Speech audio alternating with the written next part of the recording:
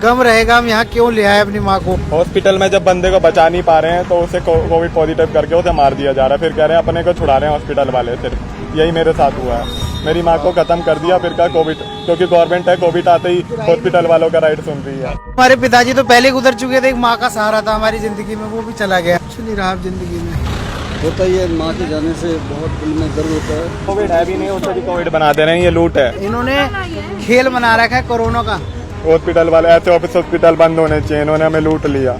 मैं आपको बताना चाहता हूँ कि सुप्रीम कोर्ट की रूलिंग कहती है, मेरे पास सुप्रीम कोर्ट के पेपर हैं, 2017 में जो रूलिंग पास हुई है कि कोई भी पेशेंट अगर हॉस्पिटल में डेथ होती है तो पैसे की वजह से उसकी डेड बॉडी को हॉस्पिटल नहीं रोक सकता है। लेकिन इस रूलिंग को कोई भी नहीं देखता है, इसको बाईपास करते हैं। हर हॉस्पिटल को पैसे चाहिए। और मैं साफ साफ कहूँ तो इस कोरोना काल में सबसे ज्यादा किसी ने अगर त्योहार मनाया है, फेस्टिवल मनाया है, तो हमारे देश में हॉस्पिटल वालों ने मनाया है। 0 पैसे पे जिन्होंने जमीनें ली हुई हैं, 0 पैसे पे, 1 रुपए पे लीज के ऊपर, और आज वो 5000 का इंजेक्शन लाख रुपए का बेच रहे हैं। जो वेंटिलेटर का किराया 10 से 15 हजार होना चाहिए, उसका 50,000 रुपये लगाया जाता है। और उसके बाद लाखों रुपए लेने के बाद भी इस 3 महीने में जो मैंने देखा है, लाश दी जाती है हाथ में, मरीज नहीं दिया जाता है, और मरीज को देखने नहीं दिया जाता है इस बहाने से कि उनको कोविड अंदर नहीं जा सकते हैं। दिलशाद गार्डन क्षेत्र के रहने वाली Charu Bhardwaj metro hospital sector 11 Noida में लाया गया। उनका बेटा पंकज जी और प्रियांक जी मेरे साथ खड़े हैं। उनको नहीं कहा गया कि कोरोना है, एक साधारण उनको थोड़ी बहुत दिक्कत थी कोई, लेकिन ये बेचारे 2 दिन में ना तो मिल सके, ना उनको बताया गया बीमारी क्या है, और जब इन्होंने ज्यादा जोर डाला तो कहने लगे जिनको अब कोरोना भी हो गया।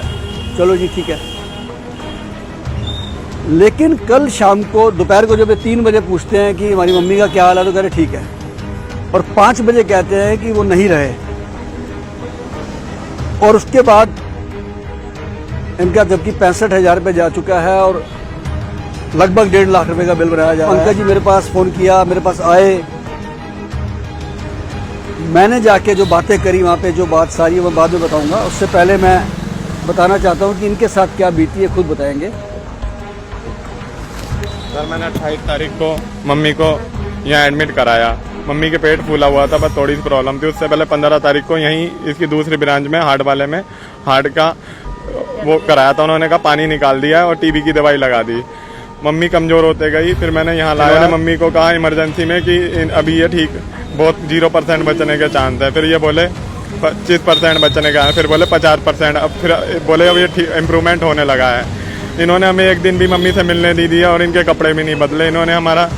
और कहते थे पैसे लाओ, बस पैसे लाओ, कहीं से भी पैसे मांगते रहते थे बस पूरे दिन।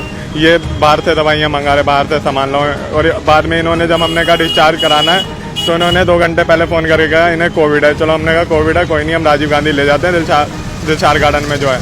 फिर इन्होंने कहा वो तो ख़त्म हो गई।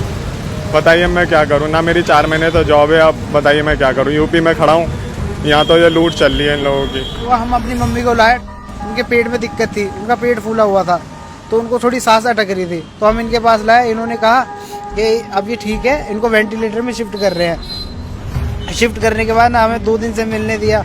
सुबह जा रहे, शाम जा रहे, ना रात को ना सुबह, कोई मिलने ही नहीं दे रहे। कह रहे उसके वेंटिलेटर में, हमने कहा वेंटिलेटर तो हमें शीशे में दिखाओ, कहीं तो दिखाओ। इन्होंने दिखाया नहीं, कुछ भी नहीं करवाया। और अगले दिन हमने कहा कि हम शिफ्ट करवा लेते अपनी माँ को, तो उसी टाइम 5 मिनट की देरी पे कह रहे कि ये उनको कोविड-19 हो गया है और इनकी डेथ हो गई है। जब हमने शिफ्ट की बात कही, उससे पहले ये कह रहे थे सब ठीक है, इम्प्रूवमेंट है, सब कुछ ओके है, अब अपनी माँ को ले जाओ, ठीक है वो। तो दोस्तों, जिस काम से मैं आया था कि इन्होंने कहा जी डेड बॉडी नहीं दे रहे हैं, और मैं सारे पेपर लेके गया और अब हमने इनकी डेड बॉडी दिला दी है और डेड बॉडी गाड़ी में पड़ी है, और नो ड्यूज के पेपर भी मैंने ले लिए हैं। क्योंकि आजकल हॉस्पिटल वाले कहते हैं कि आप एक अंडरटेकिंग दे दीजिए, बॉडी ले जाइए, लेकिन वो अंडरटेकिंग पे बाद में फिर नोटिस आएगा, इनको फिर कोर्ट पे केस चलेगा, फिर पैसे देने पड़ेंगे। तो मैंने इनको नो ड्यूज के पेपर भी लेके दिए हैं और डेड बॉडी लेके दी है। और अब हम सीमापुरी शमशान घाट में जाके उनका विधिवत अपनी संस्कृति से संस्कार भी कराएंगे, जो शहीद भगत सिंह सेवा दल का नैतिक फर्ज बनता था। ये शंटी जी, हम इनके पास गए, इन्होंने हमारी सहायता करी, हम यहाँ से हमारी मम्मी को ले जा रहे हैं अभी दिलशादगढ़ दिल्ली। बड़ी इन्होंने हमारी सेवा करी है, इन्होंने हमारी बड़ा साथ दिया है, हम इनका शुक्रगुजार हैं बड़े। कहना चाहता हूँ कि आज दिल्ली के अंदर कोरोना के इस कहर में एक तरफ तो एनजीओ सामाजिक कार्यकर्ता इतना काम कर रहे हैं, दूसरी तरफ ये प्रोफेशनल लोग, कोई मास्क में पैसे कमा रहा है, कोई सैनिटाइजर में कमा रहा है, कोई ग्लव्स में कमा रहा है, कोई वेंटिलेटर में कमा रहा है, कोई बेड में कमा रहा है। और हॉस्पिटल वालों ने तो धांधली की हदें पार कर दी हैं जी। और लैब वाले, ये लैब वाले जो टेस्ट 400, 500, 600 रुपए का था, आज 6-6 हजार रुपए लेके टेस्ट किया इन लोगों ने इस कोरोना के काल में।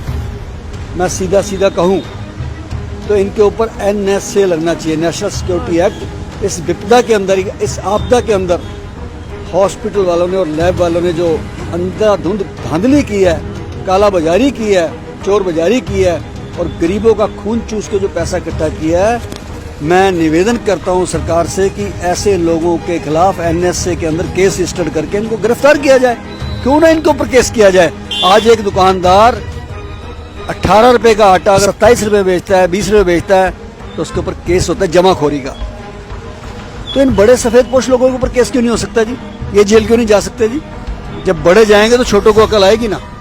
तो मैं निवेदन करता हूं कि आप भी जागरूक हो जाइए। अगर आपके पड़ोसी के ऊपर हमला हो रहा है और आपको नींद आ जाती है तो अगला नंबर आपका है। इसलिए हमने जो फर्ज बनता था, पंकज जी आए, इन्होंने हमें कहा सारी बात। मैं खुद आया, हॉस्पिटल नोएडा में खड़े हैं इस समय हम, मेट्रो हॉस्पिटल के बाहर, और हमने उनको सारी बात समझाई विधिवत। मैंने कहा ये बहुत बड़ा वंडर हो जाएगा अगर आपने समय रहते हमें डेड बॉडी नहीं दी तो।